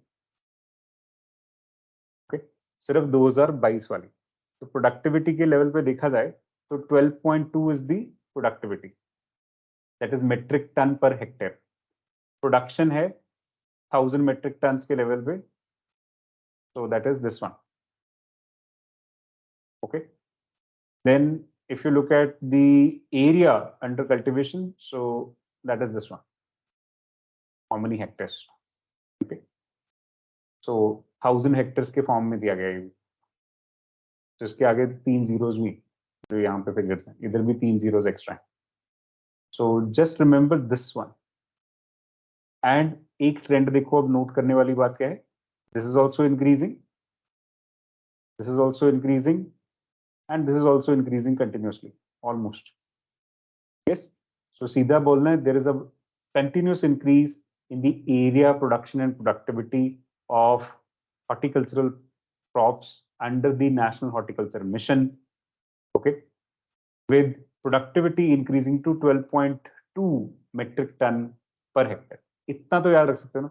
चलो मैं कहता हूँ ये वाली फिगर्स मुश्किल है थोड़ी सी, याद रखनी. 30 और 34 याद रख लो, है ना. तो एक में you can remember, just like this, 30 lakh, 34 lakh, like this. So that way if you remember it, still good. नहीं तो otherwise 12.2 metric ton per hectare productivity तो कोई मुश्किल नहीं है याद रखना. एक फिगर तो याद कर ही सकते. अब यहाँ देखिए, the wide and varied nature of horticulture sector covering fruits, vegetables, root and tuber crops, flower, aromatics, जो सारी चीजें आते हैं. Besides opportunities for diversification in agriculture, so इससे returns per unit area बढ़ेंगे, better returns per unit area plus diversification of agriculture, दो चीजें होती हैं. Now this figure is very important. Now, horticulture crops cover 28.08 million hectares at present, registered increase of 20.8% as compared to 2011-12. तो 10 साल में क्या better हुआ? With a production of about 342 million tons, horticulture production has witnessed an increase of 33% in the last 10 years. तो अगर increase याद रख लोगे वो भी चलेगा. Area 20% increase, production 33% increase, and productivity 10.12% increase in productivity. Exact ये पूछा गया आपके यूपीएससी क्वेश्चन के अंदर. Let me show you how it was asked. National horticulture mission बोल के, और फिर बच्चे सोचते हैं यार ये क्वेश्चन कहां से आ गया.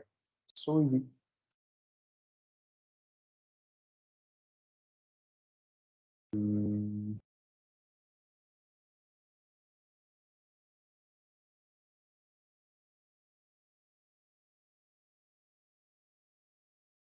Help me find out the question. Here. Assess the role of National Horticulture Mission in boosting production, productivity, and income of horticulture farmers.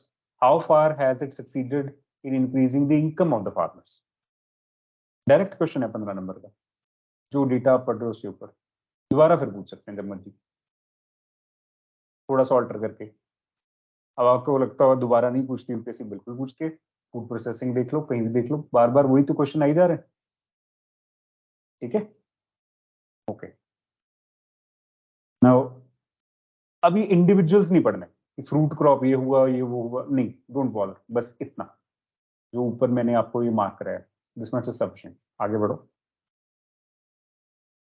Vegetable crop में क्या बेनिफिट हो गया, डोंट बॉदर। नॉर्थ ईस्ट में specifically क्या better कर लिया, don't bother. Financial progress में क्या बेटर कर लिया, डोंट बॉदर। ठीक है, हॉर्टिकल्चर बोर्ड ये सब छोड़ दो, ये सब नहीं चाहिए, move forward.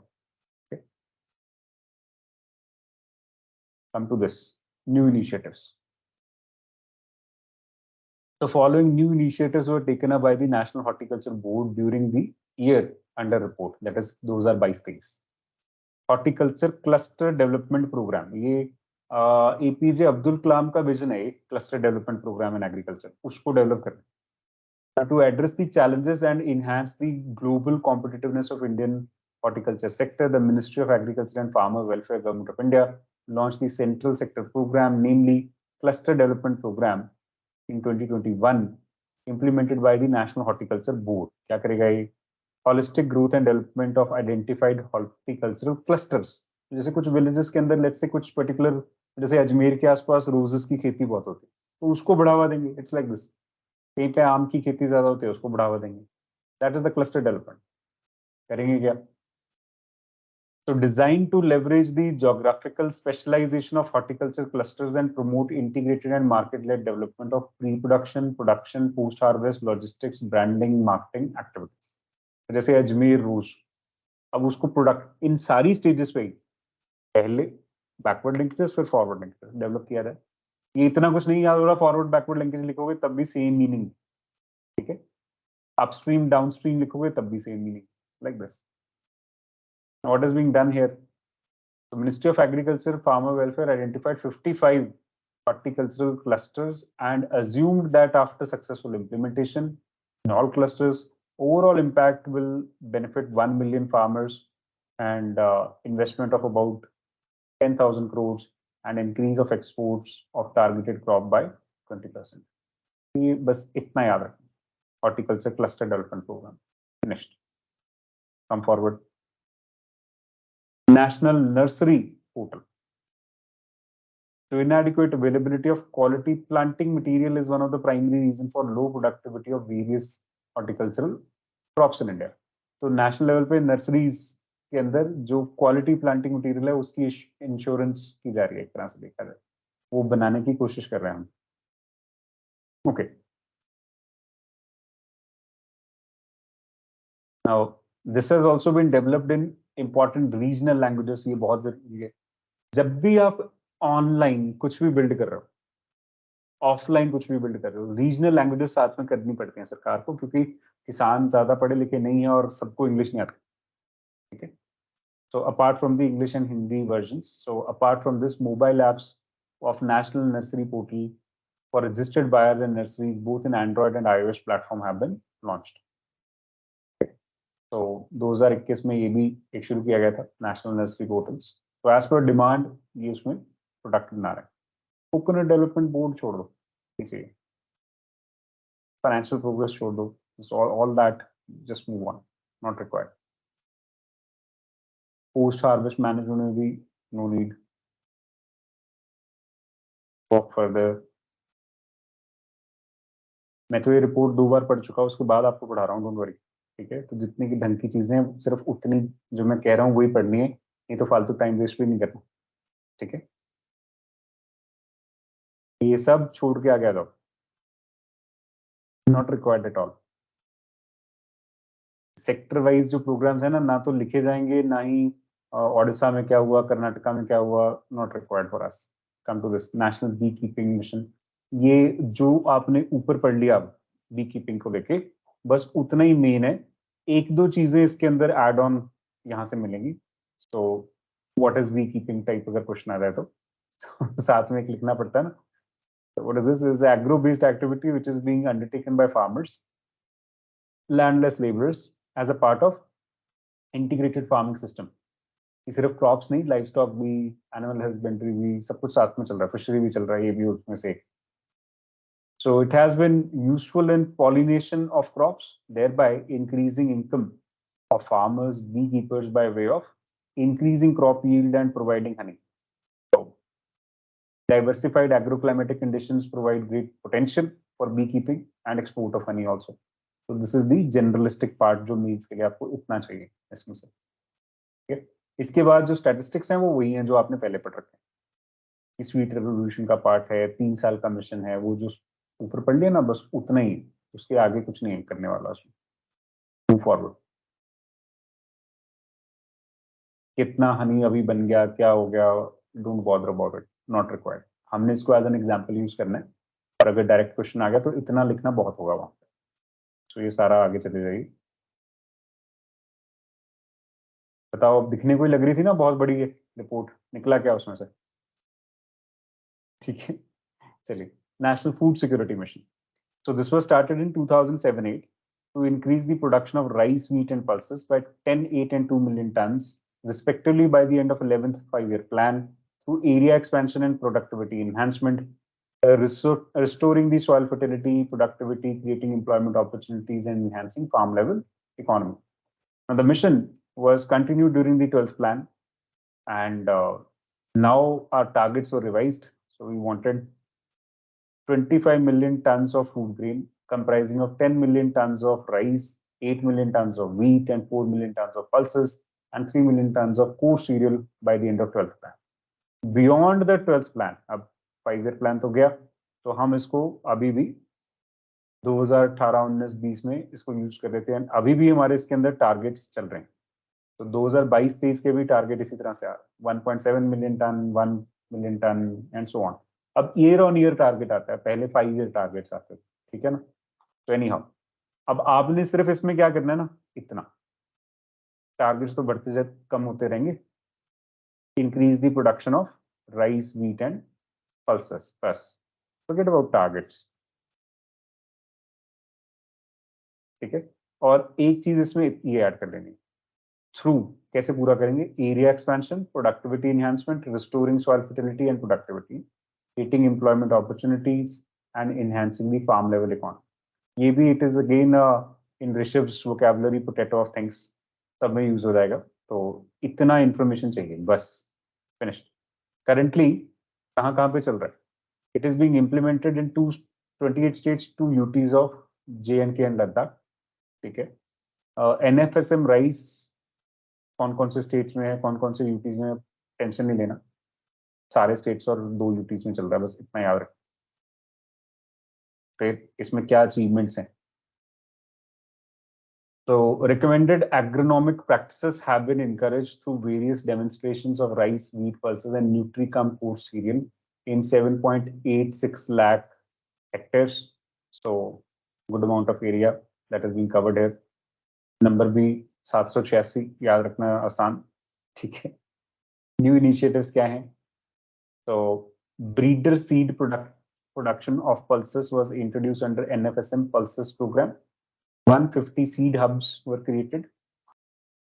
Then supply of seed mini kits of pulses not older than 10 years, free of cost, 100% share मतलब central government ने किया. Then state governments, the ICAR, कृषि विज्ञान केंद्र, SAUs, so state agriculture universities are involved in conducting demonstration on improved latest package of practices of pulses. So pulses are a major trouble ना, India में import करनी पड़ती हैं otherwise. 15% allocation is earmarked for NFSM pulses. So quality seeds बनाने के लिए सिर्फ. The government created a buffer stock of pulses to control fluctuation in the prices of pulses. डालें तो जरूरी है. So under NFSM, 370 districts have been identified for promotion of pulses, Tur, Masoor, and Urd during 2023. New initiatives for nutri cereals. So breeder seed production, certification, certified seed production, seed mini kits. आप अगर देखो यही सारा कुछ ऊपर किया, यही नीचे किया, तो इकट्ठा भी लिख दोगे तो चलेगा पल्सेस और न्यूट्री सीरियल्स का. चाहे छोटे पॉइंट्स उठाने तो यहाँ से उठा लो, तो एक चीज उठा लो दोनों में से. ठीक है. And international year of millets 2023, ये अपने आप में मीन्स का क्वेश्चन बनेगा इस साल अगर बना तो, क्योंकि हर जगह पे इंडिया प्रमोट कर रहा है. अभी यूएस भी गए तो millet was one of the part of the entire setting, कि क्या खिलाना है प्राइम मिनिस्टर को अभी आ रहे हैं तो. So realizing the health benefits of millets versus gluten-free, low-fat, low-carbohydrate, the effort has been made to increase production, productivity, and income of millet growers under various schemes of central and state. So this is one. क्या कर रहे हैं हम? In order to encourage the production and consumption of millets, the government of India notified nutri-cereals in April 2018, including jowar, bajra and ragi. सबसे ज्यादा तो यही होता है. फिर कंगनी, कंकुन, श्री अन्ना, आपने बजट में भी देखा इसको लेके वर्कआउट है. Kodo millet, barnyard millet, little millet, and 2 pseudo millets, that is buckwheat and amaranthus. तो ये सारे हैं मिलेट्स. इनमें से जितने नाम याद रह जाए, ज्वार, बाजरा, रागी तो रह ही जाएगा. अदर्स एक्सेट्रा करके लिख सकते हो तो आपका काम चल सकता है. ठीक है. Now to create domestic and global demand, to provide nutritional crops to nutritional food to people, Government of India has proposed to the UN for declaring 2023 as the International Year of Millets. So the proposal is supported by 72 countries and it is already on. Okay. So 2021 में इसको declare कर दिया गया था कि 2023 जो है वो इंटरनेशनल ईयर ऑफ मिलेट्स रहेगा. The UN General Assembly declared it as 2023 as International Year of Millets on 5th March 2021. Moving forward, इसको लेके क्या होगा? Through its declaration, UNGA aims to elevate the awareness of nutri-cereals. बस ये सिर्फ awareness generation बढ़ाएगा. ठीक है. एंड एक्सटेंशन, तो कहने का मतलब knowledge. And to inspire stakeholders. Awareness, extension, inspiration, बस इतना ही है. पैसे लगा के यूएन जनरल असेंबली इसमें कुछ नहीं कर रहा. ठीक है. वो हर स्टेट गवर्नमेंट को, हर नेशनल गवर्नमेंट को अपने आप करना. Now ministry of agriculture and farmer welfare is the nodal ministry of the government of India, so as to do multi-stakeholder engagement approach to achieve the objectives of International Year of Millets and positioning India as a global hub for millets. So that is what we are trying to do. सारी embassies world wide हमारा ये promote करेंगे. Okay. तो move on. अब ये 2 ministries ने मिलके agriculture and external, they started something called as luncheon with foreign ambassadors and of various countries.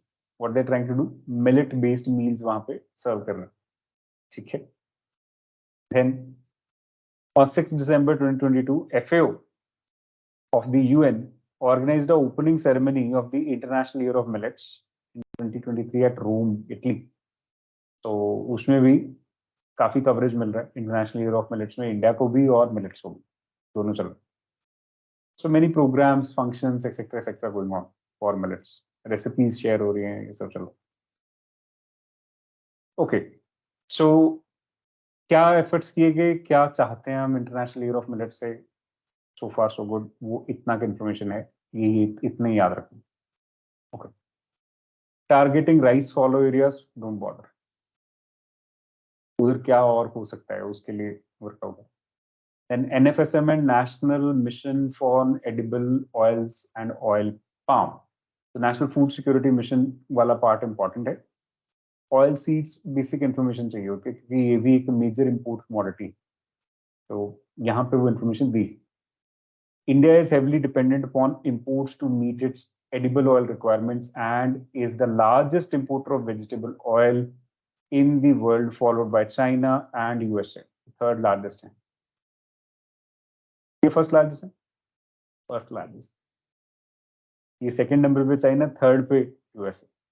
So of all the imported edible oils, the share of palm oil is about 57%, soybean oil 29% and sunflower oil is 14%. इनमें से कोई भी healthy नहीं होता actual में खाने के लिए.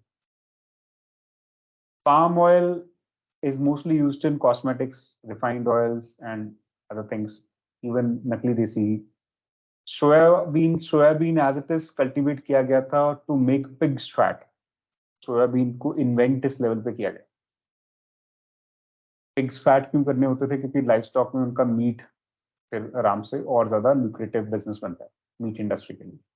तो ये काम था। अब सोयाबीन से जो ऑयल एक्सट्रैक्ट होता है, अब कोई भी सीड या बीन से जब ऑयल एक्सट्रैक्ट करते हैं हम, beans are still okay, but seed से जब अंडर थर्मल प्रेशर जब हम ऑयल एक्सट्रैक्शन करते हैं, अंडर हीट ऑयल एक्सट्रैक्शन करते हैं, cold press is still healthy, hot pressed जो कि जनरली किया जाता है इंडस्ट्री में, that changes the structure of the fat in a way which becomes unhealthy for you. It becomes cancerous in some areas. So that is bad for you. ठीक है? So import growth in कौन सा फिर fat खाने वाला ठीक रह जाता है, ये बताना जरा।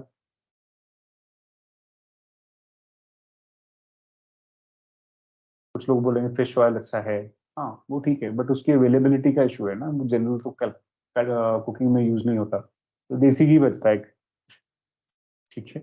That is the only thing, that clarified butter is something that you can use. Okay.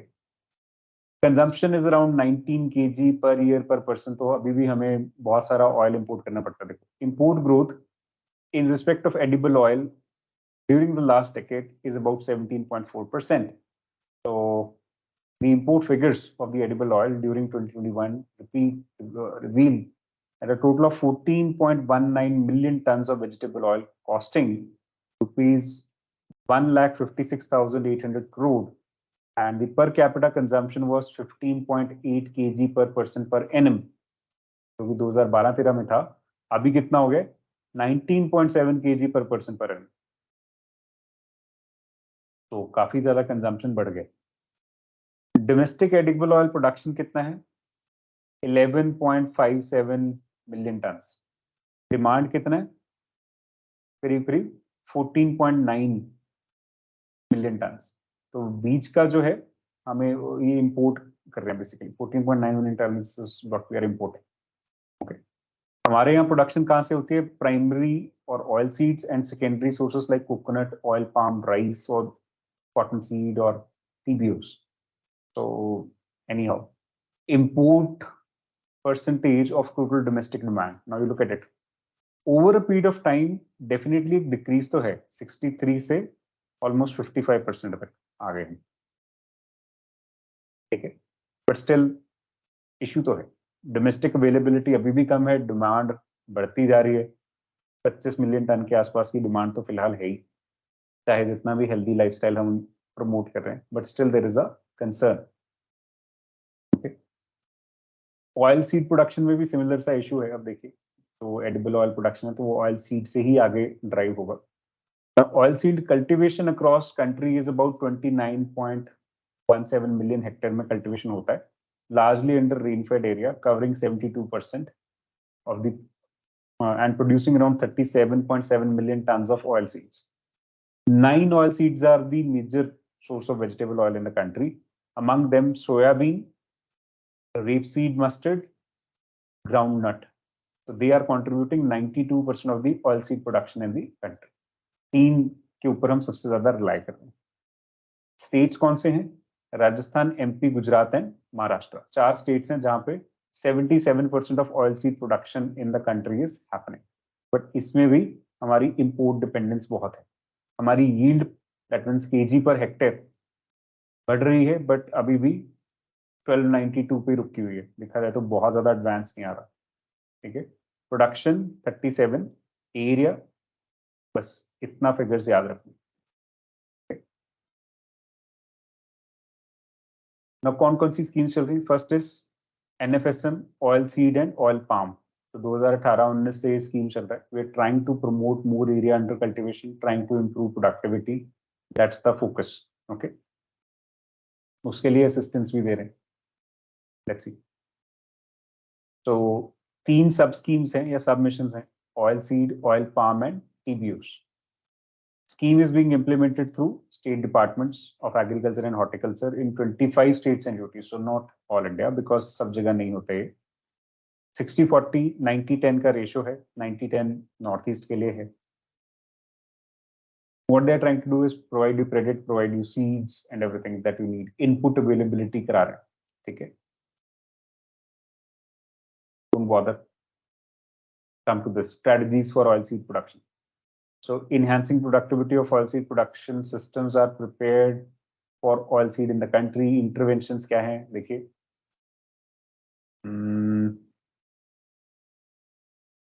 Institutional support and hand holding, standard जहां पे भी लिखने की जरूरत पड़े गवर्नमेंट के इनिशिएटिव्स में, ये 2 चीजें लिख सकते हो।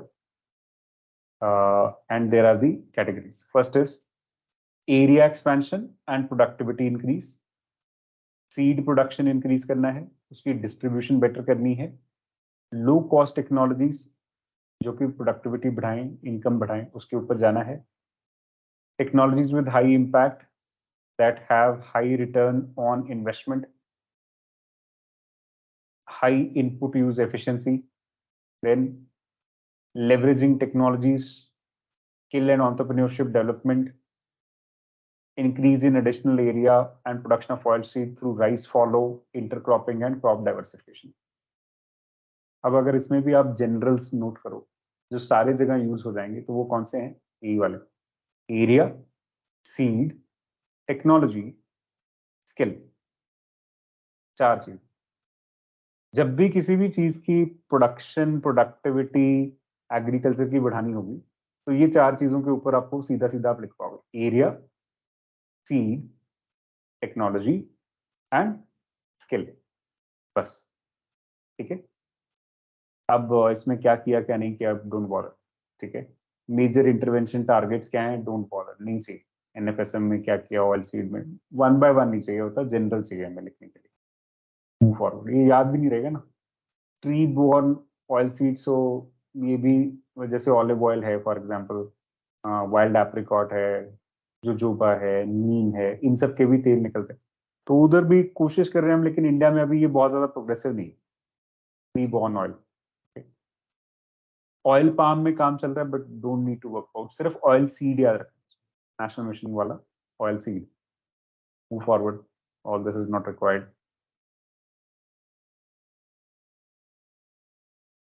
Now national mission on sustainable agriculture and Pradhan Mantri Krishi सिंचाई योजना, नेक्स्ट इज दिस वन। यहां से कल कंटिन्यू करेंगे 9th चैप्टर ऑनवर्ड्स। यहां तक के जितने फैक्ट्स पढ़ लिए उनको अब उस जो पहले का आपका लॉजिक जो एग्रीकल्चर के हैंडआउट्स बन रखे हैं उसमें ऐड ऑन कर लीजिए। सो this is good enough for today. कल यहीं से कंटिन्यू करेंगे इसी डॉक्यूमेंट के साथ। उसके बाद जब ये डॉक्यूमेंट फिनिश हो जाएगा then will go into the question answer part. Okay, any doubts if you have throughout the reading please do ask.